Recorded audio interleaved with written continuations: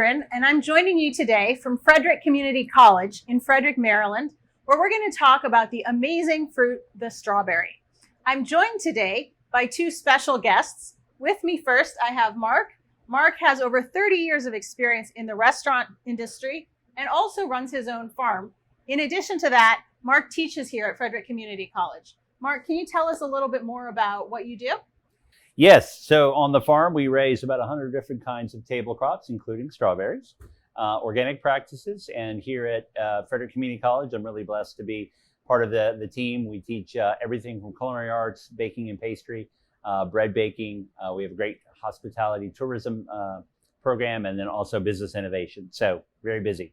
Wonderful. Well, we're really looking forward to learning from you today. Excellent, thank you. We're also joined by Kim, who is one of our research scientists at the USDA's Agricultural Research Service, where her career has focused on strawberries. Kim, can you tell us a little bit more about your work?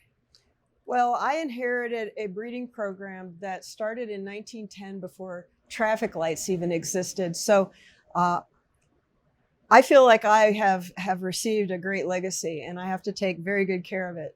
And around the world, our breeding program is known for two things mostly. One is great flavor, and the other is natural disease resistance. And I have expanded on that by focusing on many other traits. Last year, there were over 160 that I analyzed statistically. But one of the main ones is post-harvest shelf life. And another main one is a repeat fruiting trait, so that people can have strawberry fruit all year long. Fascinating. Well, today we're looking forward to learning from you too. And I'm going to be asking you some questions to help us understand your work and strawberries. So let's start at the beginning. Where do strawberries come from originally? Well, there are wild strawberries pretty much all over the world. The commercial strawberry that we all know and love is a hybrid of two species, one of which came from, both came from the Americas. One came from the Virginia area and is referred to as the Virginia strawberry. And the other one came from Chile and is referred to as the Chilean strawberry.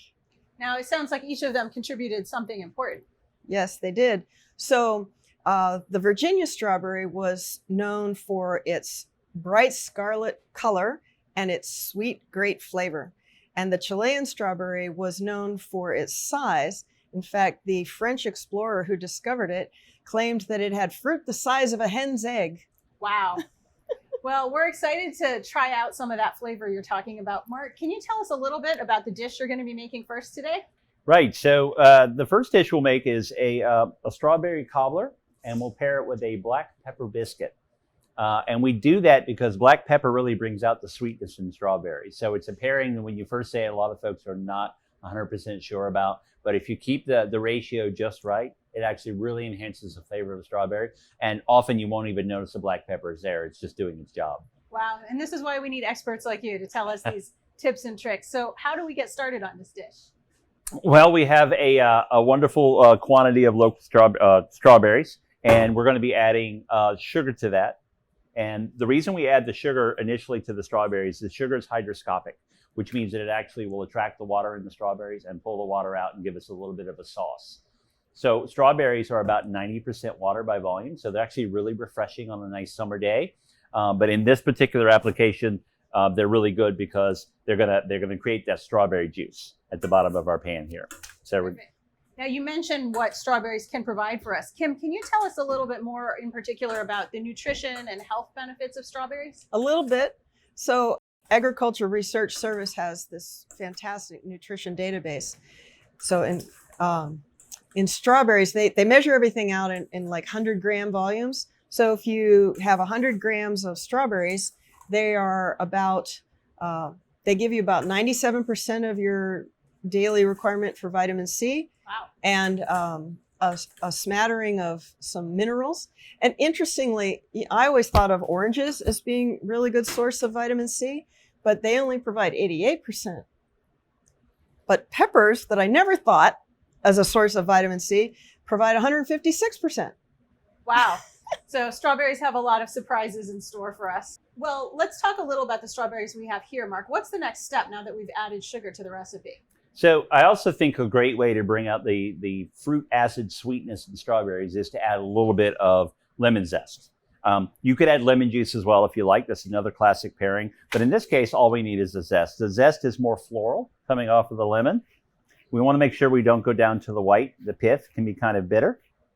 Just going to zest that right in there. You can do this with a microplane like I'm using. You certainly could use a household grater.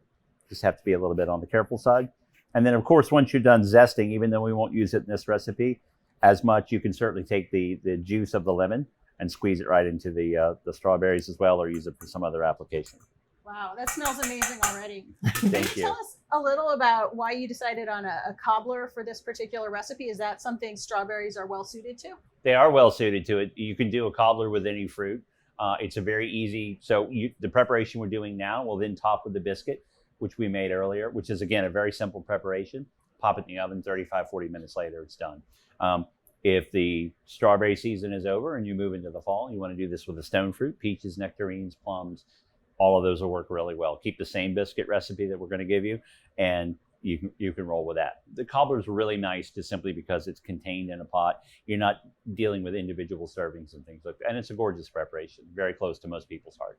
Sounds like it makes for a wonderful dessert. Yeah. Now, you also grow strawberries yourself, is that right? Yes. Okay, tell us a little about that. Well, we're really honored to grow the Flavor Fest strawberries that Kim has produced in Bellsville, and to have such a great resource so close for an organic practice farm as myself is wonderful.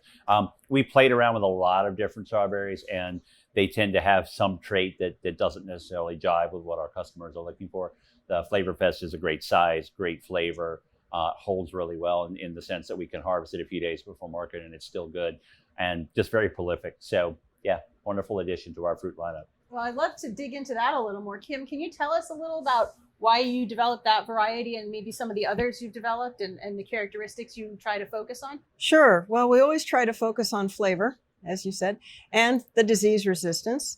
And we've released recently, following Flavor Fest, was Keepsake, which is another mid-season variety, but it is the first that's resulting from our post-harvest work. So it has a really good shelf life. And then there was a need by growers for a late season cultivar, and the only one available had smallish fruit, and it was susceptible to anthracnose fruit rot, and it had a tender skin, what we call the outside of the fruit. And so Cordial has phenomenal yield, huge berries, and is resistant to the anthracnose. Well, I think we've got some healthy specimens here. So, We do, Mark, yes. can you tell us about what we're going to do next in this Yeah, recipe? so we're going to add a starch to it. It just helps thicken the juice as they cook down a little bit. You don't need to do this if you don't want to, but it will give you a firmer cobbler. So I'm actually going to add, in this case, tapioca starch. Cornstarch will work quite well. You could do even a hint of flour if you'd rather. And then while I'm doing that, I'm also going to add a little bit of vanilla. So in this case, we're going to use a vanilla paste. But you certainly could use vanilla extract. Vanilla and strawberries, natural combination, wonderful pairing. And then we're going to mix this up. Great. And are you sort of mashing it as you mix? I'm not intentionally mashing it. Okay. This. Keep them pretty soft. Yeah, you want to keep them. They're going to cook down, and so we want to keep the integrity of the fruit the best we can. So it's almost like a folding motion for me here, but certainly if you were stirring this with a spoon, you would be just fine. And then I'm going to place this in our pan in the bottom. As soon as we've added the sugar and the starch, we want to get it into our pan. We don't want to lose any of that lovely, wonderful juice. You can really smell that already. Absolutely. Yeah. Absolutely. So you can go as thick or as thin as you like. In this case, we're going to go relatively thin on the bottom. It would just take a little bit longer to get where you're going with the cooking. But really the cooking is more about the biscuit itself. So we prepared these earlier. These are our black pepper biscuits. Wonderful. A very simple preparation. You treat it just like you would a biscuit in the sense that you want to make sure the butter is really cold when it goes into the mix. We grate it when it's frozen, which is really nice. So there's no actually working. You're just kind of tossing it with the flour. Besides that, very straightforward: baking powder, salt, sugar, and then and the black pepper, of course. Great. So just a handful of ingredients that any of us could really use at home. Exactly. And this is very versatile. You can use it for a lot of things. I'm just going to put it in in a whole ball form here. Great. So they're just resting on top of that. Just resting on top. Sliced strawberries. Yeah, the strawberries are going to get nice and bubbly. They're going to do their thing. And when it's cooked through, it'll be a beautiful presentation. So once we get these guys on top, we're going to hit them with an egg wash. In this case, it's just a whole egg with a little bit of milk. And that's going to bring some fat to the surface, which will help with the browning process. Terrific. Now, while we're doing that, Kim, I'd love to dig into some of the questions that you were answering a little bit more. So you've talked a little bit about some of the challenges, but in general, how is it that strawberries are grown? Do you just plant a seed in your backyard and then pick strawberries off your tree a year later, or how does the strawberry develop and grow? Well, first of all, you don't plant a seed. You plant it's a small crown, and it's got roots coming down, and the leaves have been cut off, and it's definitely not a tree. There's no woody part to it. So does it run along the ground? So the plant goes in the ground, and everything springs from the crown. The leaves, the flowers, and then the flowers become the fruit. And then the plant vegetatively propagates by something the trade calls runners, or for the botanically interested, stolons. But anyway, they just run her along the ground and make new daughter plants where they can. And again, that's how the nurseries propagate the plants too, though they hold them at a high level and the runners hang down and the daughters are harvested. I wanted to add something to what Mark said, if you don't mind. Sure. So you mentioned adding vanilla, the Yes. strawberry. So strawberry flavor is very complex.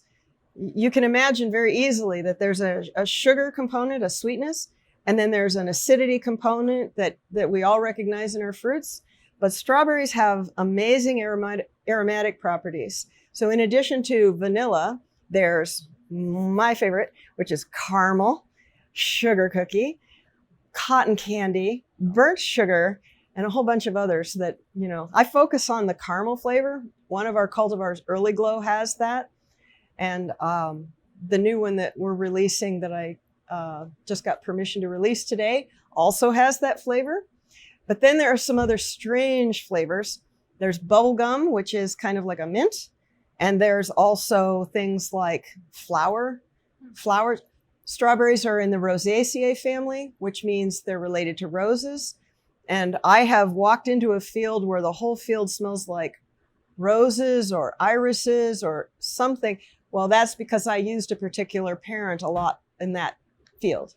So, wow. Just wanted to let you know about the diversity of flavors you might expect in strawberries. I had no idea. So speaking of flavors, Mark, can you tell us what's next in our dish here? Yes. So at this point, we would take our completed cobbler, which is the strawberries, all the inclusions mixed together with the biscuits on top, and then we'd pop in the oven for 35 to 40 minutes until it's nice and bubbly and brown on top. Fortunately, we have one in the oven, so I'm going to pull that out to show you. Terrific. Smell it already.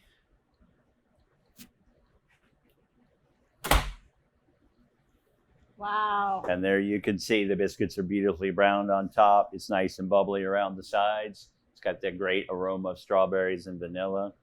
So. And would you serve them just like that? Would you put anything on top, or are there different? I mean, I think a cobbler screams for ice cream, but that's just me. So I love a good scoop of vanilla ice cream or whipped cream. You get that creamy, cool component mixed in with the really hot, bubbly cobbler. This, when it first comes out of the oven, probably is better to allow to sit for about an hour at room temperature, just so that starch can really do its number and thicken up. But it's hard for me to resist right out of the oven. But, I don't blame you. yeah, absolutely. So as we've seen today, there are actually quite a lot of ways to use this plant, and it's also an incredible crop to grow. It has its challenges, but we've got amazing breeders and scientists like Kim who are helping to make our supply stronger and healthier every day. So Mark, Kim, I want to thank you both, thank our hosts here at Frederick Community College in Frederick, Maryland, and say on behalf of the Agricultural Research Service at USDA, thank you all for joining us today.